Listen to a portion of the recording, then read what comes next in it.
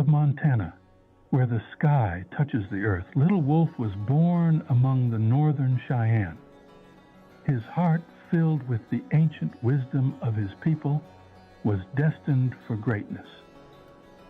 As he grew, the spirit of the land and his ancestors guided him, molding a leader strong like the towering pines. Under the wide azure sky, Little Wolf rose as chief of the bowstring warriors.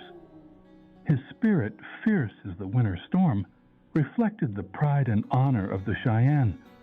Like the eagle soaring high, he embodied the essence of courage and resilience, leading his people with the wisdom of the ages.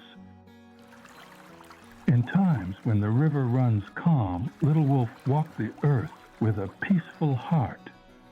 His voice, seldom heard in times without strife, echoed the Cheyenne's deep connection with the land. He sought harmony, his actions as gentle as the breeze that whispers through the grass. Moved by the sorrow of Sand Creek, Little Wolf rose in defense of his people. His heart, heavy with the weight of loss, sought justice under the open sky. His leadership in these dark times was a beacon, illuminating the unyielding spirit and resilience of the Cheyenne.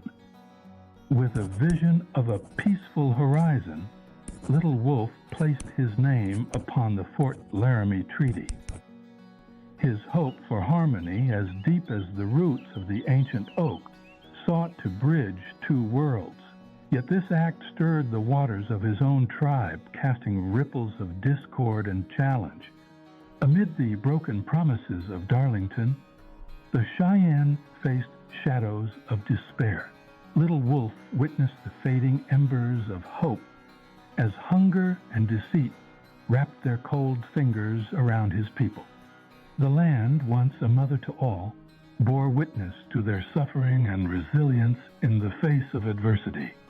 With the courage of the wolf, Little Wolf led his people from Darlington's chains. Each step northward was a step closer to their ancestral lands, a journey marked by the flames of hope and the unbreakable spirit of the northern Cheyenne. At Little Medicine Lodge River, under the vast sky, Little Wolf and his warriors confronted U.S. troops. Their courage, like a fire in the night, blazed fiercely against overwhelming odds.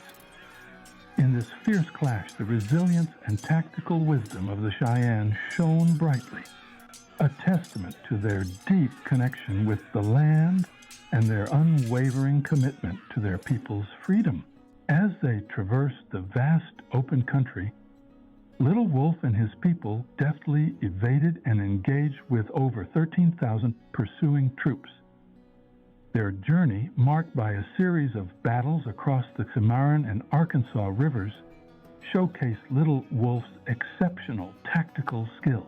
Despite being outnumbered and relentlessly pursued with no haven to rest, the Cheyenne fared remarkably under his leadership. They fought swiftly, often while on the move, a strategy that saw them cover over 700 miles before winter's arrival. As the journey unfolded, the paths of Little Wolf and Dull Knife diverged. This separation marked a moment of reflection and decision, leaving Little Wolf to guide the remnants of his people towards a future woven with hope and determination. In the embrace of the sand hills, Little Wolf found winter's solace for his people.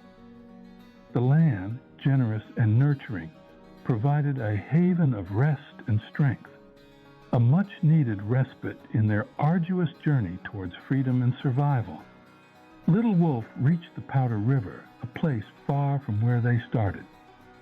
There, in a gesture that balanced the weight of survival against the promise of peace, he chose to surrender. This decision, made under the vast Montana sky, brought an end to their arduous journey.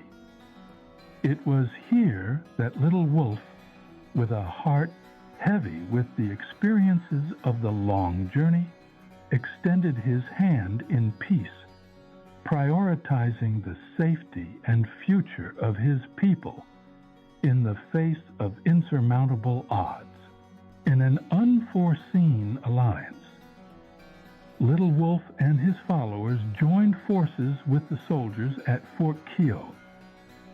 This partnership, like the confluence of two rivers, reflected the ever-changing landscape of their world, highlighting the complexities and nuances of survival and coexistence. In the later seasons of his life, Little Wolf, stained by the act of taking a life within his tribe, chose the path of exile. Relinquishing his status and possessions, he retreated to the Tongue River Reservation. There, far from the echoes of his former glory, he lived in quiet reflection, his days fading like the setting sun. The legacy of Little Wolf, like a river that both nourishes and erodes, is complex and layered. His life, marked by both noble leadership and a grave transgression, reflects the profound struggles of his time. His story, ending not in battle but in the silent passage of years, continues to evoke reflection on the enduring spirit and the trials of the Cheyenne people.